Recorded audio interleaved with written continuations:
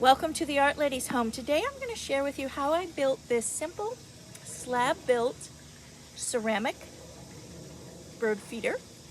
And I use porcelain clay, but you can use any ceramic clay that you'd like.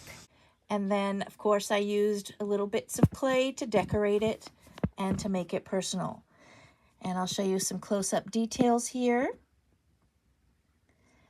The front door, this kind of little bird nest above it, has a little opening at the bottom where the bird seed comes out.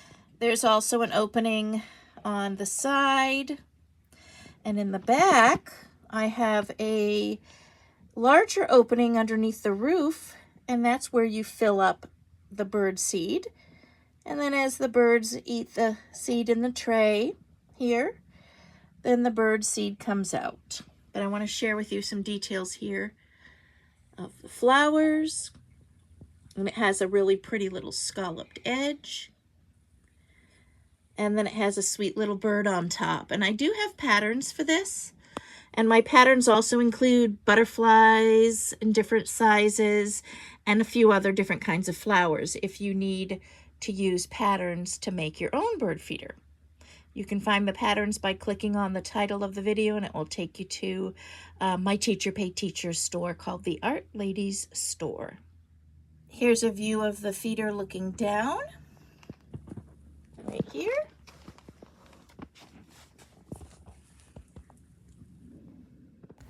This bird feeder was designed to go in a circular section of grass, and I have it attached to this shepherd's hook, which is about a 3.5 to 4 foot tall shepherd's hook, and I have it attached with some black wire. Now the rest of the video is going to demonstrate how I built the structure using 1/4 inch thick slabs of clay. So stick around, and if you like the video, don't forget to hit the like and subscribe button for more content like this. Of course, every time you like and subscribe, it always helps the content creators. The first steps after you cut out your patterns is to form the centerpiece of the bird feeder. The circle is a lot larger on the top, and then on the bottom it tapers to a smaller circle. And this piece was cut out, and then we joined the seams. Here, we tapered the seams at a diagonal, and then I scored and slipped and put them together. So it forms like a tube. Here are the pieces before I joined them together. And on the sides of the center tube, I sliced them at a diagonal. Then I scored and slipped both of the diagonal edges. Then what I did was I took the bottom of the feeder and I smoothed out my edges. And these will eventually be rippled. I'll make them like a pie crust and have a kind of a curving edge to them. But for now, it's easier if you just smooth them out before you assemble everything. Then what I'm going to do is I'm going to score and slip this edge. Now this bottom edge, now this is the edge that is the smallest circle. I cut at a diagonal.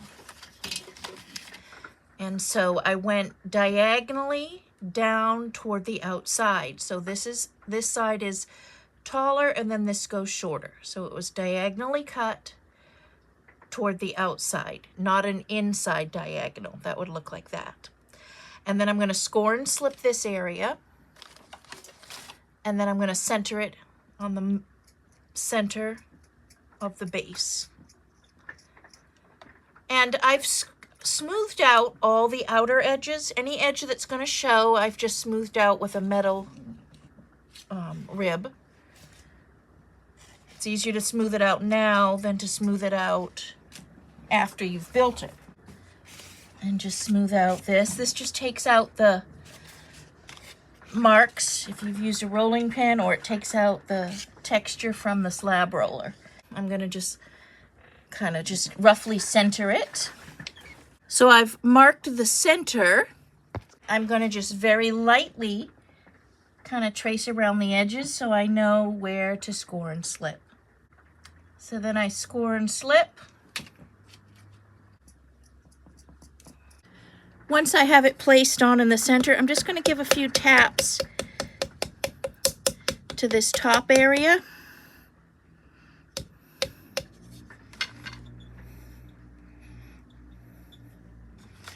And then I'm going to gently pick this up and flip it over. And then I'm just going to tap the bottom just to help bond those two areas first.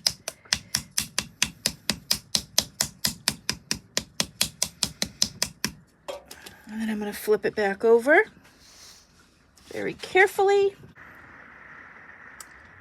Now I'm going to score and slip this area and then place the coil around the bottom edge and blend this in. I've attached the middle part of the bird feeder to the bottom part now and smoothed out the seams. There was the coil at the bottom here that I blended in. Now I'm trimming this top edge diagonally going down right here, and I'm going to do it all the way around. So it's just a little bit coming off the top. That way when the roof sits on here, it can have more surface to attach to right in here.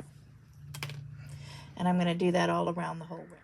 I scored and slipped the roof piece, and at this time if you want to add any texture to it you can by using stamps or found objects. You can roll them in or just press them in. For this particular piece I'm going to be doing some hand-built designs on the top, so I'm going to leave mine without texture. So score, slip, and then form a cone for the top of your roof. Here's what it looks like as I'm joining the two sides. One has a diagonal going toward the outside, and this I cut at a diagonal going toward the inside. So this was diagonally this way, this was diagonally cut going in. That way when I join them, I've got a little bit of surface on this side and then the surface on this side. I scored and slipped this side, I scored this side. This side I heavily slipped, so that way I didn't have to slip this side. Now I'm going to form the cone completely and join them together. Here's what it looks like on the inside. The diagonals are overlapping, and I'm going to press them together. I smooth the seams inside and out, and now I'm going to make a top. So if you want to make a curling top up here with a coil, you can. You've got to decide on how you want to hang this. You can put holes in here and here for hanging. I'm going to make a loop, and then I am going to add 2 small holes as well. You want to create some kind of a top or handle so that it can hang up. So I made this coil and I kind of just curled it around, and that way I can run a wire or string through here and hang it. But make sure that when you do that, that it's going to balance straight, because you don't want this to be offset, and then when you hang it, the whole thing's going to be crooked. So what I did was I found the center point here, and then I brought my handle in and over a little bit more, so that the center balance point here is at the center of the roof and birdhouse or bird feeder. Now I'm also going to drill a hole through here so that if I have to, I can string the wire that's going to hang this directly through here, so that this isn't the main support. So I have this through the structure as the support, if that makes sense.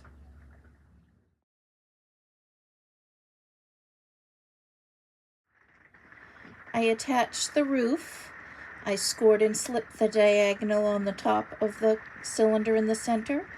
Placed the roof on. Then I made a coil and ran it up in here.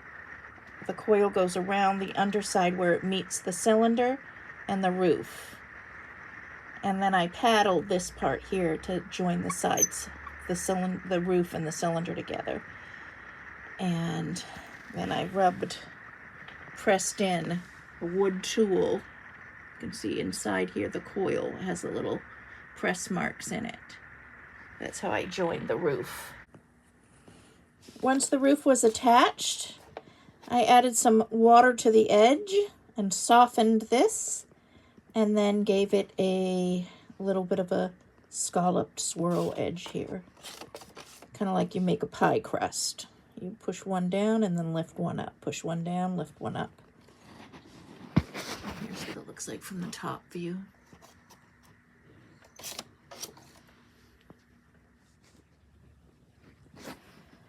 Now what I did was I wet the top and bottom of this just to make it more pliable. And then I place a finger on the top, and then I press with the thumb and the middle finger, and then this finger is pressed like so to give it that curve. Skip a space and do the same so that it looks like a decorative pie crust. This just tips up a little bit so that it can hold the bird seed and not spill out, like so. So the roof hangs over farther than the bottom of the dish, just in case it rains, this doesn't get all wet. In the very back, just underneath the roof line here, I cut a hole so that I could fill this with bird seed. But I want it to be under the roof so that the rain doesn't go in the hole. And just big enough so that you can fill it up with your seed. And I've cut a little bit of a hole here so that the seeds can spill out into the tray. Here the awning is attached over the little door. And I'm going to turn this into kind of like a fairy house bird feeder. So I've made it a door. Then there's an opening about 2 fingers wide down at the bottom for the seed to come out. And then over here, I have about 1.5 fingers opening for more seed to come out. And then there's another one on this side. And it's level with the bottom here on the inside. That way the seed can come out here. And then you can decorate it now any way you want to. This is the completed bird house. And this is before I clean up all these little spots and stuff. But I wanted to show you what it looked like. I added little flowers, a little bird on top, and he's hollow. So then I made a little hole in the roof so that I don't have a large solid area. I don't want anything super heavy on this.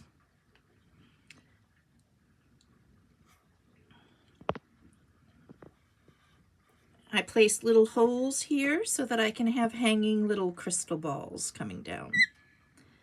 Pieces of crystal just to give a little sparkle. I did some purple cone flowers or daisies, whatever you want to call them. I have them on like a vine just for aesthetics, just different techniques that I put in here. I like adding different size leaves. I give my leaves a little bit of a curl, and then I add little buds to the vine. And then when I paint this, I'm going to be putting, little leaves, hand painting in, but I want some 3D effects too. So here's the top.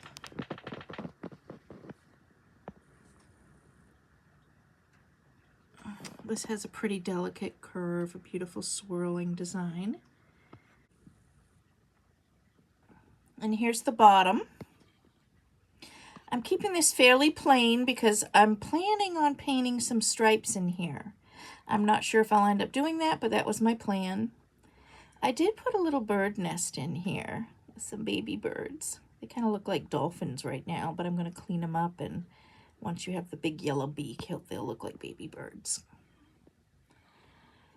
And then here's just a little window just to give this a little bit of decorative on this side. And then again, I think I may do some thick bands of stripes I'm not sure, maybe checkers, something fun with paint, or just hand paint some flowers.